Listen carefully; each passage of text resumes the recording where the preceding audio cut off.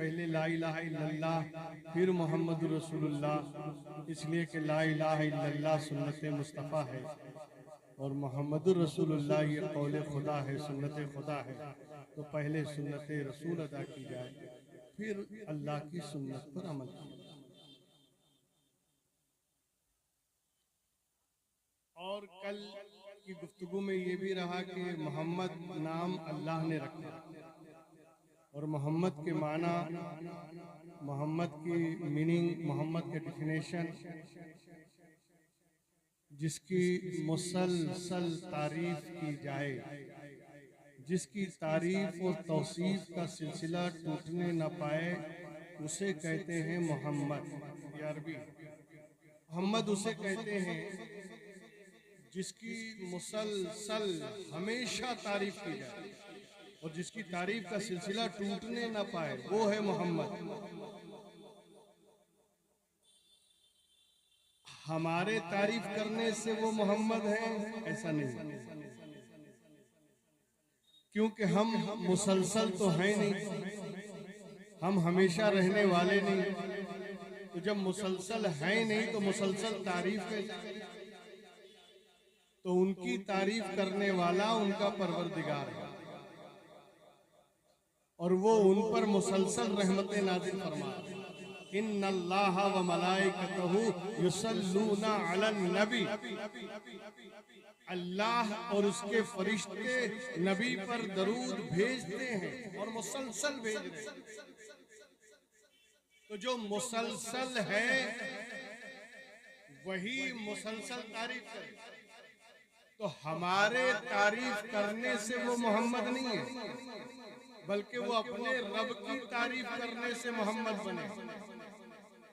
1400 बरस से कुछ ताकतें कोशिश कर रही हैं कि जनाबे पैगंबर की शान में गुस्ताखियां करके उनकी शान को कम करने की कोशिश की जा रही है, मगर मुजद्दिदे दीन व मिल्लत आला हजरत फाजिल बरेलवी ने पहले ही बता दिया, तू घटाने से किसी के न घटा है न घटे, तू घटाने से किसी के न घटा है न घटे, जब बढ़ाए तुझे अल्लाह ताला तेरा, जिसके जिक्र को बुलंद करने वाला, जिसके मनसब को बुलंद करने वाला, जिसके मकाम को सरफराजी अता करने वाला परवरदिगार हो।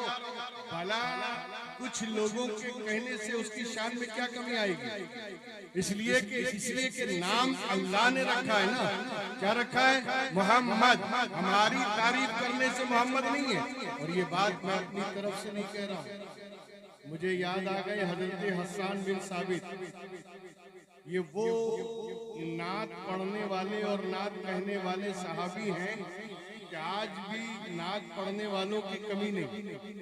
एक से एक नात पढ़ने वाले आज भी हैं और हर दौर में रहे, मगर हजरत हसन बिन साबित का ये मर्तबा और ये मकाम है कि ये नात लिखते भी थे और खुद अल्लाह के रसूल को सुनाया, अल्लाह के रसूल को सुनाते थे। तो खुद सरकार जिनकी नात सुने, सरकार की शान में लिख कर लाए और सरकार ही को सुनाए, ये मर्तबा हजरत हसन बिन साबित का है। जानते हैं हजरत हसन बिन साबित ने क्या कहा? मा इन मदहत मुहम्मदम बेमकालती वलाकिन मदहत मकालती बेमुहम्मद। मा इन मदा तो मोहम्मदम बेमकालती, हम अपनी बातों से, अपनी जुबान से, अपने कौल से, अपनी बातों से मोहम्मद की तारीफ नहीं करते। नबी की तारीफ हम अपनी जुबान से करते नहीं, इसलिए कि तारीफ वो करे जो उन्हें पहचाने, तारीफ वो करे जिसे उनकी मार्फत हो। और जिस रसूल ने हजरत अबू बकर सिद्दीक से ये कहा हो, या अबा बकरिन लम यारिफनी हकीकतन सिवा रब्बी, ए अबी बकर मेरी, ए अबू बकर मेरी हकीकत को मेरे रब के सिवा किसी ने पहचाने नहीं। मेरे रब के सिवा मेरी हकीकत को किसी ने नहीं पहचाना। जब किसी ने पहचाना नहीं तो पहचाने नहीं तो तारीफ क्या करेगा? अब तारीफ वही करे जो पहचानने वाला हो, जिसने जिसे उसकी मार्फत हो, जिसने उसे पैदा किया, वही तारीफ करे। तो दोस्तों, मैं बताना ये चाहता हूँ, हमारे तारीफ करने से उनकी तारीफ नहीं होती। और इसी बात को हज़रत हसन बिन साबित कहते हैं, मा इन मदह तो मुहम्मदम बेमकालती, हम अपने कौल से नबी की तारीफ नहीं करते, हम अपनी बातों से नबी की तारीफ नहीं करते, बल्कि उनकी तारीफ करने की वजह से हमारी बोली लायक तारीफ हो जाती है। जरा ख्याल करें कि उनकी तारीफ करने से हमारी बात लायक तारीफ हो जाए, उनकी बात करने से हमारी गुफ्तगू लायक तारीफ हो जाए। अगर हम उनकी तारीफ करेंगे तो ये उनकी तारीफ नहीं बल्कि उनके सदक़े में हमारी जुबान की तारीफ होगी। ये हज़रत हसन बिन साबित ने अपनी नात में कहा था। तो दोस्तों, ये मोहम्मद अरबी का मकाम है कि अल्लाह उनकी तारीफ करने वाला, और अल्लाह ने उनका नाम मोहम्मद रखा। और जब अल्लाह ने उनका नाम मोहम्मद रखा, उनका एक एक पल मोहम्मद, एक एक लम्हा मोहम्मद, एक एक मिनट मोहम्मद। ऐसा नहीं है कि कोई पल ऐसा हो जिसमें उनकी तारीफ न की जा रही हो। हर पल उनकी तारीफ हो रही है, हर लम्हे उनकी तारीफ हो रही है। मुहम्मदुर रसूलुल्लाह, मोहम्मद अल्लाह के रसूल हैं। यहाँ तक आप मेरे साथ साथ आए। अब देखिए, मैं एक चीज और बता दूं आपको कि अल्लाह ने अपने महबूब का नाम जो मोहम्मद रखा है ना, तो इसका माजदा क्या है, यानी किस लफ्ज से ये मोहम्मद का लफ्ज बना है? हम्द से बना मोहम्मद, हम्द से लफ्ज बना है मोहम्मद। ये तहमीद, और तहमीद का मादा है हम्द, और हम्द सिर्फ अल्लाह के लिए और किसी के लिए नहीं, मखसूस है अल्लाह के लिए। अल्हम्दुलिल्लाह रब्बिल आलमीन। देखिए, अरबी जुबान में अल्लाह की तारीफ को हम्द कहते हैं, और रसूल की तारीफ को नात कहते हैं, और बुजुर्गों की तारीफ को मनक़बत कहते हैं, और आम इंसान की तारीफ को मदह कहते हैं। बड़ी मालदार जुबान है ना अरबी। अरबी तो बड़ी रिचेस्ट लैंग्वेज है। हमारी उर्दू तो लाचार है, उसके पास इतने अल्फाज नहीं, लेकिन अरबी तो बहुत ही ज्यादा मालदार जुबान है। यहाँ तक कि अरबी में अगर आप गौर करें तो अरबी जुबान में ये जितने यानी फिंगर हैं, जितने फिंगर में जितने पोरे हैं, हर पोरे के नाम अरबी जुबान है। अरबी जुबान बहुत ही मालदार जुबान है, बहुत रिचेस्ट है। एक एक कोरे के नाम अलग अलग है, एक एक कोरे के नाम अलग अलग है, और अंगूठे के उंगली जो पैरों की उंगलियां हैं उसके नाम अलग अलग हैं। सबसे ज्यादा मालदार जुबान अगर कोई है तो वो अरबी है। इसीलिए इसके ग्रामर को पढ़ने में 6 साल लग जाते हैं। मौलाना तशरीफ फरमाए, पूछिएगा, इस अरबी के ग्रामर को पढ़ने में 6 बरस लगते हैं। 6 साल में जाके ग्रामर कैप्चर किया जाता है, उसके बाद अरबी जुबान आती है। और फिर कुरान की फसाहत और बलागत, कुरान की अरबी, अल्लाह का कलाम, वो तो फसाहत और बलागत में सबसे ऊंचा है। लिहाजा उसे समझने के लिए बहुत ही सिर्फ अरबी जानना कुरान समझने में ऐसा नहीं है कि अगर आप अरबी जानते हैं तो कुरान समझ लेंगे। इसलिए कि हर अरबी जानने वाला कुरान समझ ले जरूरी नहीं। क्यों? इसलिए कि हजरत अबू बकर सिद्दीक अरबी थे, हजरत फारूक आजम अरबी थे, हजरत उस्मान गनी अरबी थे, मौलाए कायनात अरबी थे, सलमान फारसी जो भी सहाबे किराम अरब में थे वो सब अरबी थे।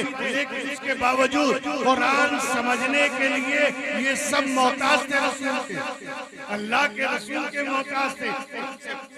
या रसूल अल्लाह, इसके मुराद क्या है, इससे अल्लाह की मुराद क्या है, अल्लाह चाहता क्या है, अल्लाह की मंशा क्या है, अल्लाह कहना क्या चाहता है। कुरान नाजिल किया गया समझने के लिए।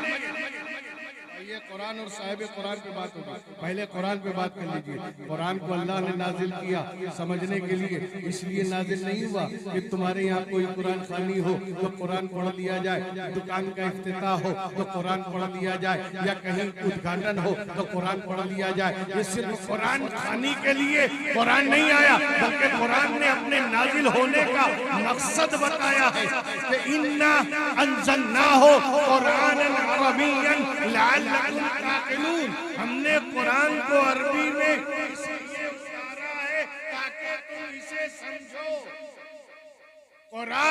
हिदायत है, कुरान दस्तूर है, कुरान निजाम है, कुरान अल्लाह की मर्जी का शासन है, कुरान अल्लाह की मर्जी को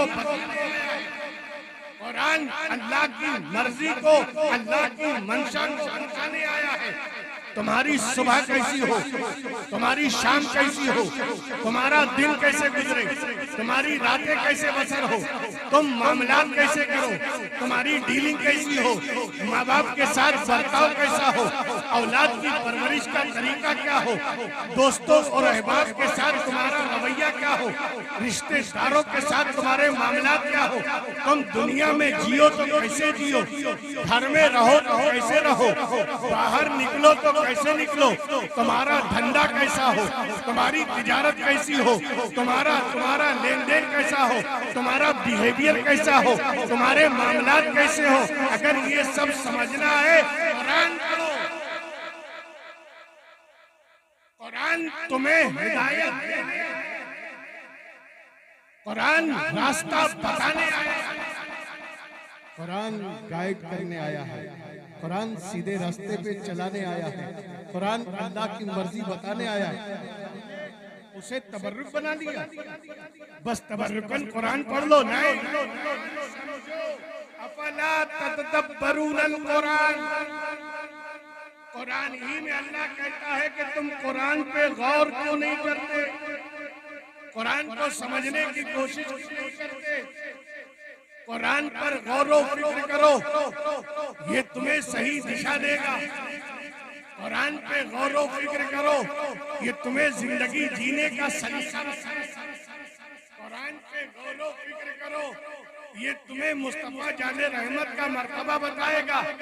कुरान पे गौर व फिक्र करो, ये तुम्हें खुदा तक पहुंचाने वाला है। अल्लाह का कलाम है, कलामे इलाही है, इससे हिदायत लो, इससे नूर हासिल करो, इसकी रोशनी में जिंदगी को आगे बढ़ाओ। अगर तुमने कुरान का दामन थाम लिया और कुरान पे चले, नहीं ये वो है अल्लाह के रसूल ने आखिरी वक्त इरशाद फरमाया, इन्नी तारिकुम फीकुमुत तक़लैन, मैं तुम में दो चीजें छोड़ कर जा रहा हूँ, किताबुल्लाह वइतरती अहलो बैती, एक अल्लाह की किताब है और एक मेरे अहले बैत।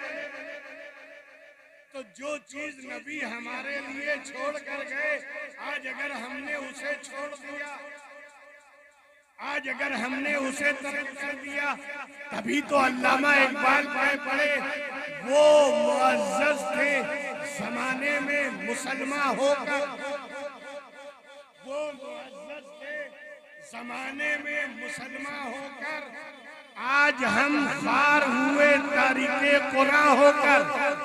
उन्होंने कुरान नहीं छोड़ा, इज्जत वाले बन गए, सरफराजी मिली, सरबलंदी मिली। हमने कुरान छोड़ दिया, दर दर की ठोकरें खाने लगे, जलील होने लगे, रुसवा होने लगे। जिल्लत और रुसवाई को मिटाना है तो सिर्फ एक ही रास्ता है, कुरान को थाम लो, कुरान को समझो, कुरान के मतलब और उसके मानी को समझो। इसलिए कि अगर कुरान नहीं समझोगे, हिदायत कैसे पाओगे? बात समझ में आ रही? मैं इंशाल्लाह कभी बात निकली तो बताऊंगा। आज जितनी बातें साइंस कर रही है या जो बता रही है, आप उठा के देखें, कुरान में सब है, सारी चीजें कुरान में, मगर हमने कुरान को समझा नहीं। ये कुरान है, कुरान। जब बात कुरान पर आ गई तो कुरान और साहिब कुरान पे तो हम बात करेंगे, लेकिन पहले कुरान पे तो बात कर लें।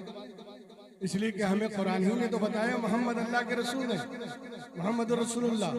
तो अब कुरान को पहले समझे, इस कुरान का मर्तबा क्या। इस कुरान का मकाम क्या है? ये अल्लाह की मर्जी का साकार, ये अल्लाह की मर्जी बताने वाला, ये अल्लाह की मंशा से आगाह करने वाला, ये अल्लाह की मर्जी से हमें आगाही देने वाला कुरान। इस कुरान का मर्तबा कुरान ही में देखें। लो अंज़लना हादल कुरान अला जबलिन लरअयतहु खाशिअम मुतसद्दिअम मिन खशयतिल्लाह। अल्लाह कहता है अगर हम इस कुरान को पहाड़ पे नाजिल करते, पहाड़ पे उतार देते, तो तुम देखते कि पहाड़ रेजा रेजा होकर हवा में बिखर गया। यानी पहाड़ में ताकत जो कुरान के बोझ को बर्दाश्त कर सके, पहाड़ में ताकत नहीं जो कुरान के भार को बर्दाश्त करे। अल्लाह कहता है अगर हम कुरान को पहाड़ पर उतार देते, पहाड़ अपनी जगह न रहता, हवाओं में बिखर जाता, रेजा रेजा हो जाता, सुरमा बन जाता। मगर हमने कुरान को पहाड़ पे उतारा नहीं, हमने उतारा तो अपने महबूब पे, हमने उतारा अपने रसूल पे, हमने उतारा अपने नबी पे, पहाड़ पे नहीं उतारा। अब आप जरा गौर करें कि जो कुरान पहाड़ बर्दाश्त न कर सके, मेरे नबी ने कुरान को बर्दाश्त भी किया और अल्लाह से कुरान को लेके उम्मत के हवाले भी कर,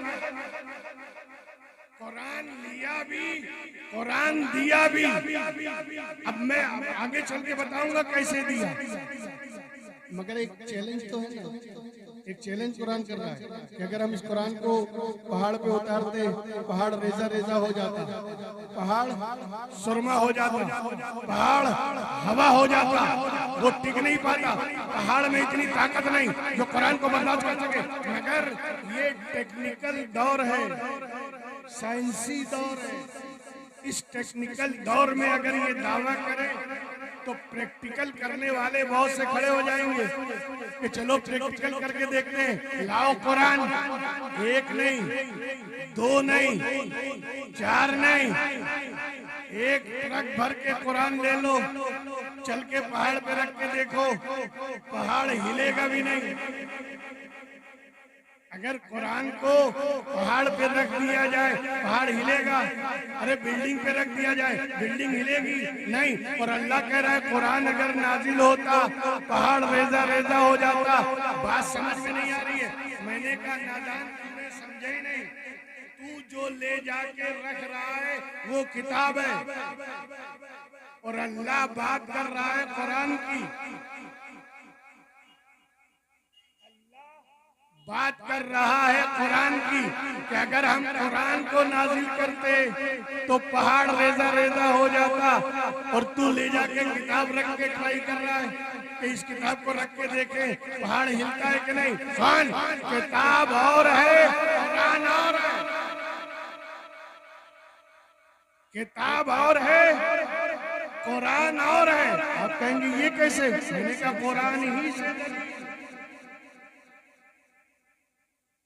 इन्नहु लकुरानुन करीमुन फी किताबिन मकनून। अल्लाह ने सूरह वाक़िया में कुरान के बारे में फरमाया इन्नहु लकुरानुन करीम, बेशक ये कुरान करीम है, ये कुरान बुजुर्ग है, ये कुरान बड़ा करीम है। फी किताबिन मकनूनिन, अल्लाह कहता है जिसको हमने किताब में छुपा के रखा है। तो जो छुपी हुई किताब में है वो कुरान करीम है। तब कुरान और है, किताब और है। भाई मिसाल दे दो, मैं कहूँ मेरा ये रुमाल तिजोरी में है तो रुमाल और है, तिजोरी और है। मेरा ये जुब्बा पेटी में है तो जुब्बा और है, पेटी और है। कुरान किताब में छुपा के रखा है। पता ये चला किताब और है, कुरान और है। अब ये कुरान क्या है, कुरान की डिफिनेशन क्या है? किसे कुरान कहा जा रहा है कि जिसके बारे में अल्लाह कहता है अगर हम कुरान को उतारते पहाड़ रेजा रेजा हो जाता, तो वो कुरान है क्या? याद रखना, अल्लाह नूर है। अल्लाह नूर समावाति वल अर्द, अल्लाह जमीन और आसमान का नूर है। तो अल्लाह नूर, तो अल्लाह का कलाम भी नूर। अल्लाह नूर तो अल्लाह का कलाम भी नूर। तो जब अल्लाह का कलाम भी नूर है और वो नूर उतरे पहाड़ पर, है बर्दाश्त करने की ताकत, है पहाड़ में झेलने की ताकत अल्लाह के नूर। अरे ये नूर को क्या बर्दाश्त करेगा, अल्लाह के कलाम को क्या बर्दाश्त करेगा? कुरान में हमने पढ़ा है हजरत मूसा गए थे कोहे तूर पर, रब्बे अरनी, ये अल्लाह मैं तुझे देखना चाहता हूँ, ये अल्लाह मुझे अपने आप को दिखा दे, मैं तेरा दीदार करना चाहता हूँ। उधर से जवाब आया लन तरानी, ऐ मूसा तुम मुझे देख नहीं सकते, ऐ मूसा तुम मुझे देख नहीं सकते। इधर हजरत मूसा बार बार कह रहे मौला दिखा दे, अल्लाह कह रहा है तुम देख नहीं सकते। अच्छा देखो कमाल की बात है, कुरान समझना हो तो इस तरह समझो, अल्लाह ने ये नहीं कहा कि मैं दिखा नहीं सकता, अल्लाह ने कहा मूसा तुम देख नहीं सकते, मैं दिखा तो सकता हूँ मगर तुम देख नहीं सकते। तुम्हारे अंदर देखने की ताकत और सकत नहीं है, तुम्हारे अंदर देखने की कुवत नहीं है, तुम मुझे देख नहीं सकते, मैं तो दिखा सकता हूँ। तो अल्लाह ने मना किया, ऐ मूसा तुम मुझे देख नहीं सकते, मगर हजरत मूसा ने फिर कहा ऐ मौला मैं देखना चाहता हूँ, मुझे दिखा दे। क्या जवाब क्या आया? उन्जुर इलल जबल, ऐ मूसा पहाड़ की तरफ देखो, उस पहाड़ की तरफ देखो, मैं सुई के नाके के बराबर तजल्ली नूर की उस पर डालूंगा, अगर देख सको और पहाड़ झेल सके तो देख लो। और फिर हुआ क्या, जैसे ही नूर की तजल्ली सुई के नाके के बराबर उस पहाड़ पर पड़ी, पहाड़ रेजा रेजा हो गया, पहाड़ बिखर गया। तो एक सुई के नाके के बराबर तजल्ली पहाड़ झेल न सके, तो ये पूरा कलामे इलाही जो नूर है इसे क्या बर्दाश्त करेगा, इसे कैसे बर्दाश्त कर सकता है? तो अल्लाह ने उस कुरान की बात की है जो नूर की शक्ल में आया, जो नूर की सूरत में आया, जो नूर की शक्ल में नाजिल किया गया, वो कुरान नूर है। नूर अल्लाह का कलाम है, तो अल्लाह नूर है तो उसका कलाम भी नूर है। इसीलिए अब बात समझ में आई, ए महबूब मैंने तुझे सबसे पहले अपने नूर से इसीलिए पैदा किया क्योंकि मुझे मेरा कलाम भेजना है, तो भेजने वाला नूर है, आने वाला भी नूर है, और जिस पर आए वो भी नूर हो। इसीलिए मैंने तुझे सबसे पहले अपने नूर से पैदा किया ताकि मेरा कलाम उतरे तो तुझ पर उतरे, मेरा कलाम आए तो तेरे ऊपर आए। तो नूर ने नूर की शक्ल में कलाम को नूर पर नाज़िल किया। बात समझ में आ गई?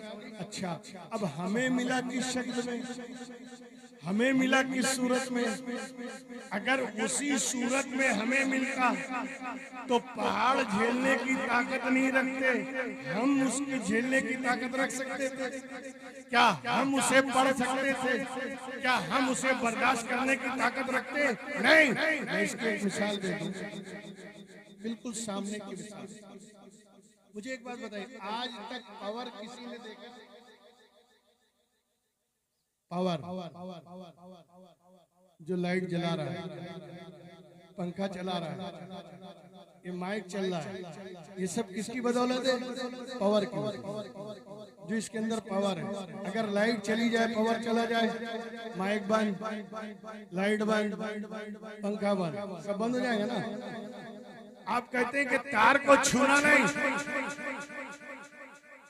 इसलिए कि इसके अंदर पावर है। और अगर पावर से छेड़छाड़ की और अगर तुमने पावर को टच किया तो जान हलकान होगी।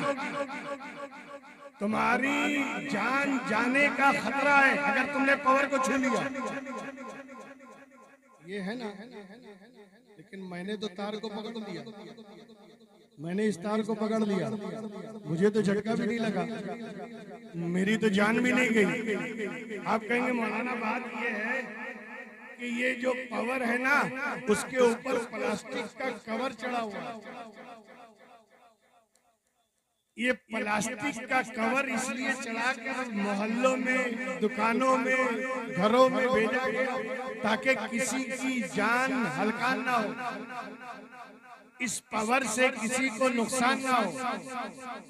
पावर तो जान ले लेगा, और अगर हिम्मत है तो ये सड़क पे नंगे तार जो चल रहे हैं इन्हें पकड़ के देखो। अगर आपने पावर को छुआ तो जो उसके अंदर है वो तुम्हारे अंदर आ जाएगा, और जो तुम्हारे अंदर है वो उसमें चला जाएगा। 1 सेकंड में मौत हो जाएगी, एक झटके में तुम्हारी जान चली जाएगी। क्यों? इसलिए कि उसमें पावर दौड़ रहा है। उस पावर का ये ताकत है कि झटके में इंसान की जान ले ले। लेकिन जब उस पे प्लास्टिक का कवर चढ़ा दिया, अब वो जान तो नहीं लेगा मगर मौजूद तो है, अंदर है, मगर अब तुम्हारी जान नहीं लेगा, तुम्हें नुकसान नहीं पहुंचाएगा।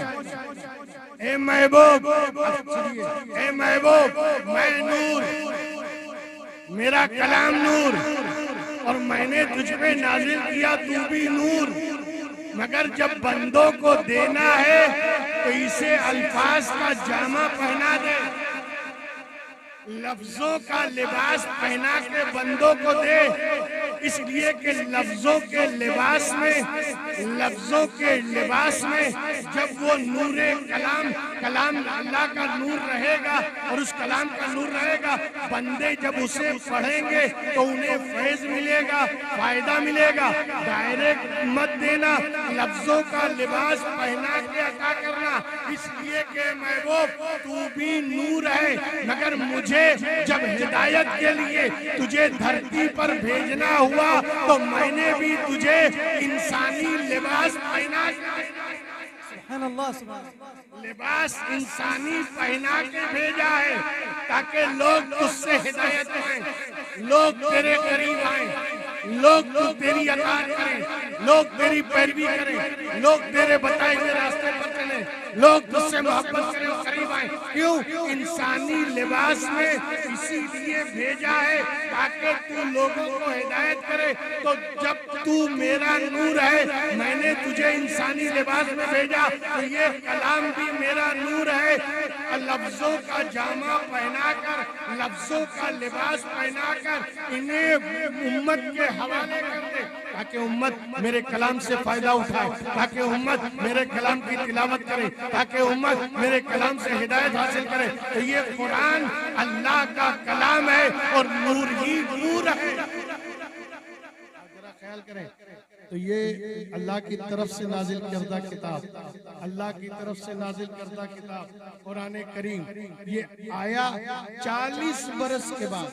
नबी पैदा हुए, बचपना गुजरा, लड़कपन गुजरा, नौजवानी आई, जवान हुए, 40 बरस की उम्र हो गई, नबी खामोश, ऐलाने नबूवत नहीं किया, बताया नहीं कि मैं अल्लाह का नबी हूँ, जाहिर नहीं किया कि मैं अल्लाह का नबी हूँ, डिक्लेयर नहीं किया कि मैं अल्लाह का नबी हूँ।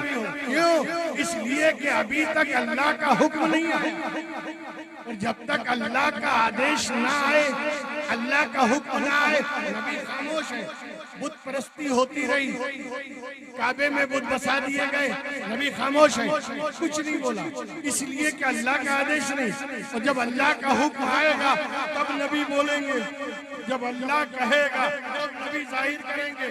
और उसके बाद हुआ भी यही। 40 बरस का अरसा गुजर गया। उसके बाद पहली वही नाजिल हुई। हजरत जिब्रील गारे हिरा में नाजिल हुए कुरान करीम की 5 आयतें लेकर। इक़रा बिस्मि रब्बिकल्लज़ी खलक़ खलक़ल इंसान मिन अलक़ इक़रा व रब्बुकल अकरम अल्लज़ी अल्लम बिल कलम अल्लमल इंसान मा लम यअलम। ये 5 आयतें सबसे पहले नाजिल हुई। पहली आयतें नाजिल होने वाली पहली सूरे सूरे इक़रा जो गारे हिरा में हजरत जिब्रील लेकर आए। अब नबी पे जब आदेश आ गया, अल्लाह की तरफ से वही का सिलसिला शुरू हुआ। अब नबी ने डिक्लेयर किया कि मैं अल्लाह का नबी हूं। 40 साल के बाद मेरे नबी ने जाहिर किया कि मैं नबी, मैं अल्लाह की तरफ से भेजा गया रसूल हूँ। मुझे अल्लाह ने रसूल बनाकर भेजा, मुझे अल्लाह ने नबी बनाकर भेजा। 40 बरस के बाद ये 40 बरस खामोश क्यों?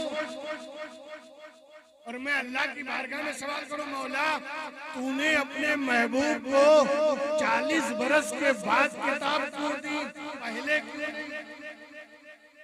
हालांकि कुरान करीम उठाकर देखें, आप कुरान का मुताला करें तो आपको मिलेगा कि अल्लाह ने हजरत ईसा को बचपन में किताब दे दी।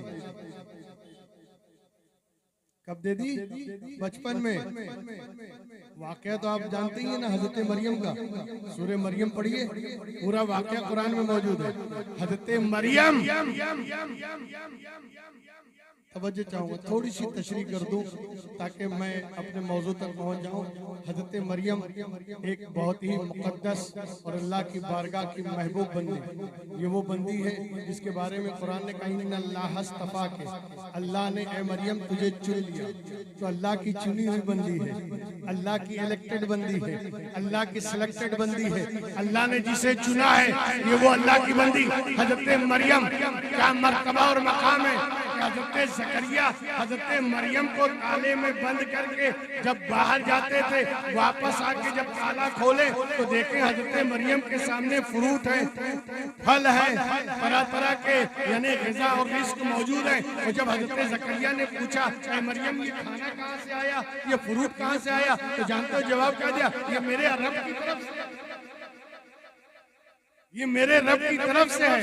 तो हजरत मरियम वो मुकद्दस खातून के जिनके लिए फल फ्रूट जन्नत से भेजे जाएं, अल्लाह की बारगाह की मकबूल बंदी हजरत मरियम। एक मर्तबा अपनी प्राइवेसी में जैसी प्राइवेसी में गई, सामने देखा एक आदमी खड़ा है इंसानी लिबास में।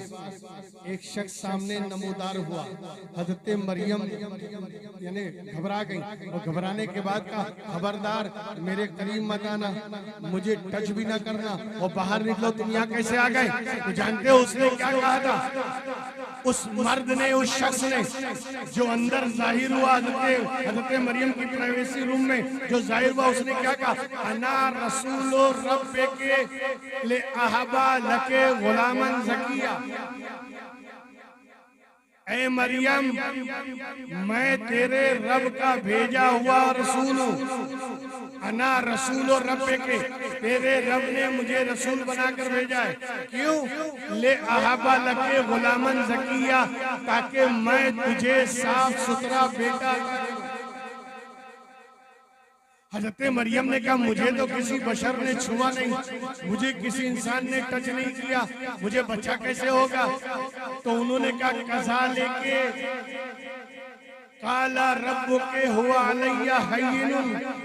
ए मरियम ऐसा ही होगा, इसलिए कि तेरे रब ने कहा है ये मेरे लिए आसान है कि बगैर बाप के बच्चा पैदा हो जाए, ये मेरे लिए आसान है। अरे मैंने तो बगैर माँ बाप के आदम को पैदा कर दिया, मैंने तो बगैर माँ बाप के आदम को पैदा किया है, तो बगैर बाप के ईसा को पैदा करना मेरे लिए क्या मुहाल है, मेरे लिए आसान है। तो जब ये बात हुई हजरत मरियम ने कहा वो कैसे? फिर उसके बाद हजरत जिब्रील ने फूंक मारी। कुरान में पूरा वाकया है। फूंक मारी और जैसे ही फूंक मारी हजरत ईसा मरियम के पेट में, मुंतकिल हो गए। एक फूंक हजरत जिब्रील की हजरत ईसा हजरत सैयदना मरियम के पेट में आ गए। ये कुरान का वाकया, मैं कोई किस्से कहानी नहीं सुना रहा हूँ, कुरान में मौजूद है। एक एक आयत, मैं आयत इसलिए नहीं पढ़ रहा हूँ ताकि वक्त बच जाए।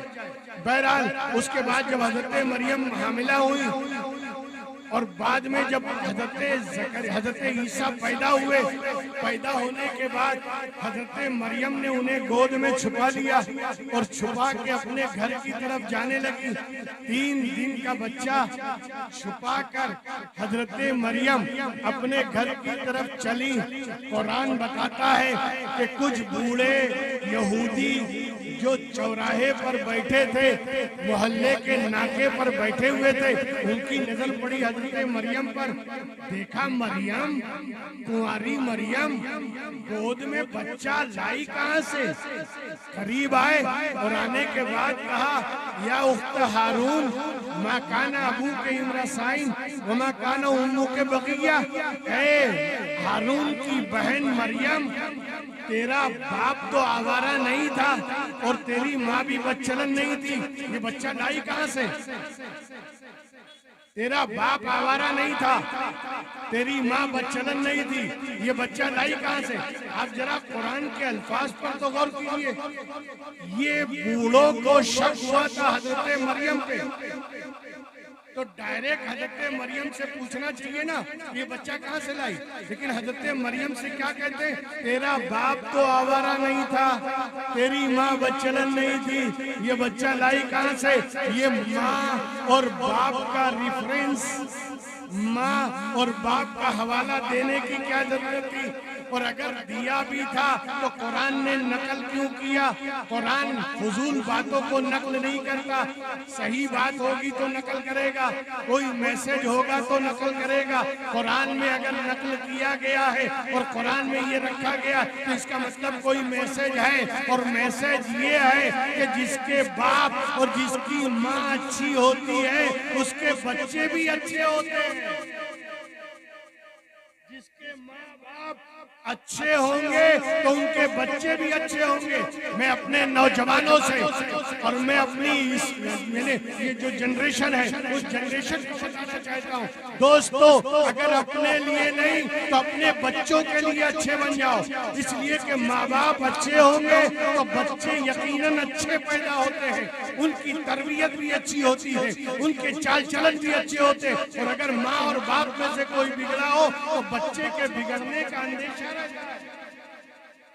इसलिए अपने आप को सुधारो, कम से कम अपने बच्चों के लिए सुधर जाओ, अपने बच्चों के मुस्तकबिल के लिए सुधर जाओ, अपने बच्चों की तरबियत के लिए अपने आप को सीधे रास्ते पर ले आओ। बहरहाल कुरान ने तो मैसेज दे दिया कि जिसके माँ बाप अच्छे हो उसी के बच्चे अच्छे होते हैं। माँ काना अबू के इमरासाइन व माँ काना उम्मू के बगिया, तेरा बाप तो आवारा नहीं था, तेरी माँ बच्चलन नहीं थी, ये बच्चा लाई कहाँ से? तो जानते हो हजरत मरियम ने क्या कहा? फाशारा इलैह, 3 दिन के बच्चे की तरफ इशारा किया। इससे पूछो, इससे पूछो। आप जरा गौर करें, मेरे गोद में छोटा सा बच्चा हो और आप मुझसे कोई मसला पूछें, कोई फतवा पूछो, मैं बोलूं इससे पूछो, तो आप क्या समझेंगे? लगता है दिमाग खराब हो गया। अरे 2 दिन का बच्चा क्या बोलेगा? ये 3 दिन का बच्चा बात कैसे करेगा? तो जब हजरत मरियम ने इशारा किया, फाशारा इलैह, इशारा किया इससे पूछो, तो बूढ़ों ने यही कहा, कैफा नुकल्लिमु मन काना फिल महदे सबिया, हम उससे क्या बात करें जो झूले में झूलने वाला बच्चा है, जो दूध पीता बच्चा है, शीरखार बच्चा है, वो क्या बोलेगा? अभी बूढ़ों ने इतना कहा ही था कि ये क्या बोलेगा? हजरत ईसा गोद में बोल दिए हजरत ईसा, इन्नी अब्दुल्लाह आतानियल किताब वजालनी नबिया, मैं अल्लाह का बंदा हूँ, अल्लाह ने मुझे किताब दी है और अल्लाह ने मुझे नबी बनाया है। जैसे ही बोले हजरत ईसा बोले, बूढ़े वापस चले गए। मैंने आलमे ख्याल में, आलमे तसव्वुर में उन बूढ़ों को रोक कर कहा, जनाब आपको शक हुआ था हजरत मरियम के चरित्र पर, आपको शक हुआ था हजरत मरियम के कैरेक्टर पर कि ये बच्चा लाई कहां से, और बच्चे ने जवाब दिया है तो वो तो अपने बारे में बता रहा है, हजरत मरियम के बारे में कहां बताया?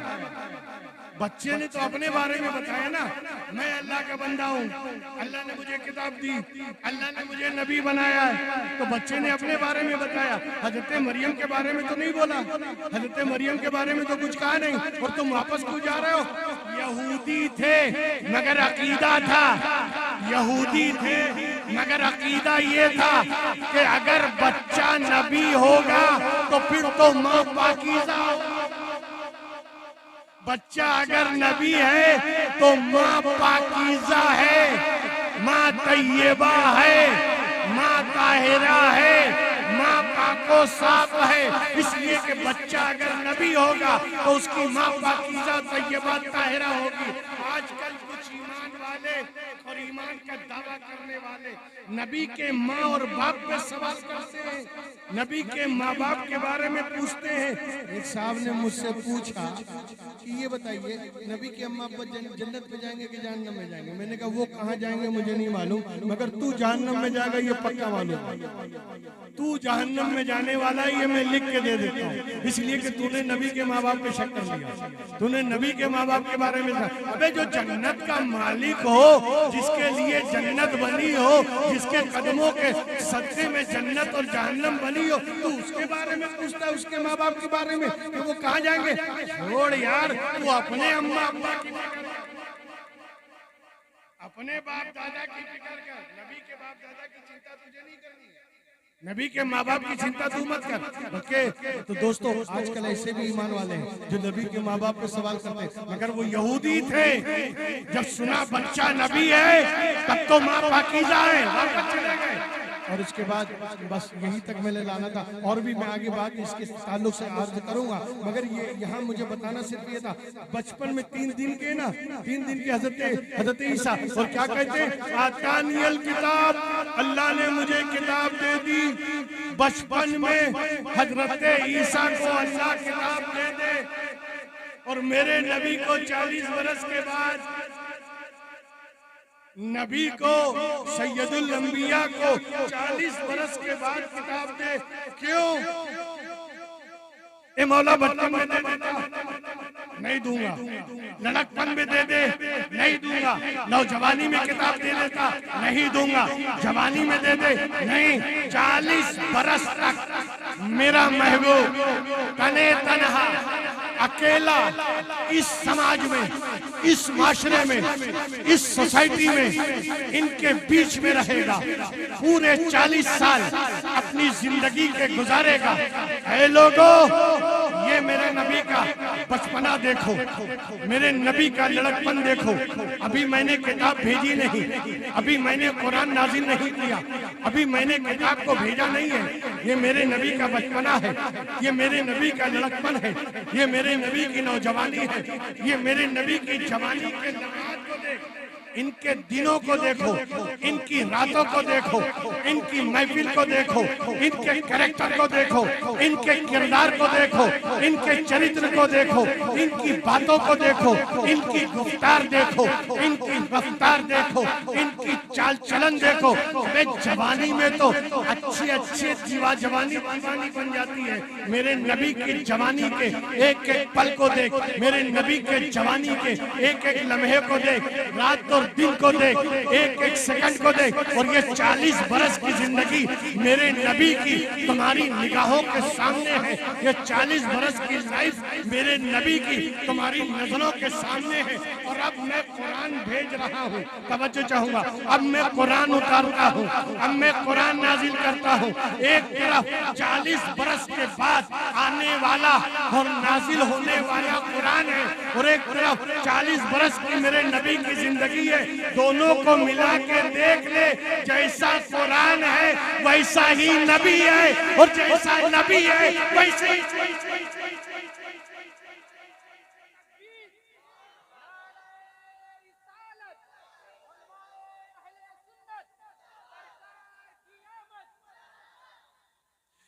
बाल के बराबर फर्क नहीं, एक बाल के बराबर फर्क नहीं। जैसा नबी वैसी किताब, और जैसी किताब वैसा नबी। जैसा कुरान है वैसा नबी है, जैसा नबी है वैसा ही कुरान है। इसीलिए मैंने 40 बरस रोक के भेजा ताकि तुम देख लो इसकी जिंदगी का एक एक लम्हा, एक एक पल कुरान के मुताबिक है। ये यकीनन मेरा नबी है। नाज़िल किया। दोस्तों बस यहीं से मैं अपनी गुफ्तगू को इख्तिताम की तरफ ले जाऊं और ये बता दूं कि कल इंशाअल्लाह हम वही हज़रत ईसा की बात से कि बचपन में किताब दे दी और हमारे नबी को 40 बरस के बाद किताब दी, मगर हज़रत ईसा ने जो जुमला कहा इन्नी अब्दुल्लाह आतानियल किताब व जअलनी नबिया, ये 3 जुमले हज़रत ईसा ने जो बचपन में कहे थे। सबसे पहले कहा मैं अल्लाह का बंदा हूँ, फिर कहा मुझे अल्लाह ने किताब दे दी, फिर कहा अल्लाह ने मुझे नबी बनाया। और फिर एक सवाल और पैदा होता है, क्या इससे पहले ईसा बोले थे? नहीं ना। तो हज़रत मरियम ने इशारा क्यों किया, इससे पूछो। हज़रत मरियम ने इशारा क्यों किया, इस बच्चे से पूछो। क्या हज़रत ईसा पहले बोले थे? नहीं बोले थे ना। तो हज़रत मरियम ने इशारा क्यों किया? हज़रत मरियम को कैसे मालूम कि बच्चा बोलेगा? उनको कैसे मालूम कि बच्चा जवाब देगा? इंशाअल्लाह कल यही सवाल से हम गुफ्तगू को आगे बढ़ाएंगे। आज हमने कुरान और कुरान को लेकर साहिब कुरान तक गुफ्तगू को पहुंचा दिया। एक तरफ कुरान है, एक तरफ साहिब कुरान। जैसा कुरान वैसा नबी, जैसा नबी वैसा कुरान। ए महबूब, हमने कुरान को नाजिल किया और तुम्हें पहले भेजा, दोनों को मिला के एक जुमला कह के बात खत्म कर दूं। अगर तुम्हें अल्लाह की तरफ से भेजे हुए उस कलाम को देखना है जो खामोश है, जो चुप है, तो कुरान को देख लेना। और अगर अल्लाह के इल्म को चलते फिरते उठते बैठते देखना है तो मेरे नबी मुस्तफा को। एक चलता फिरता कुरान है, एक खामोश कुरान है। ये भी अल्लाह की तरफ से, वो भी अल्लाह की तरफ से, दोनों आए अल्लाह की तरफ से। और दोनों का काम है हिदायत करना, रास्ता बताना, बंदों को खुदा तक पहुंचने के लिए गाइड करना। दोनों हिदायत के लिए तशरीफ लाए। अल्लाह तबारक व तआला हम सबको कुरान और साहिब कुरान के नक्श कदम पर चलने की तौफीक अता फरमाए। मुस्तफ़ा जान रहमत सल्लल्लाहु अलैहि वसल्लम के बताए हुए रास्ते पर और उनकी हिदायतों पर जीने और मरने की तौफीक अता फरमाए। व आखिर दावाना अनिल हम्दुलिल्लाह।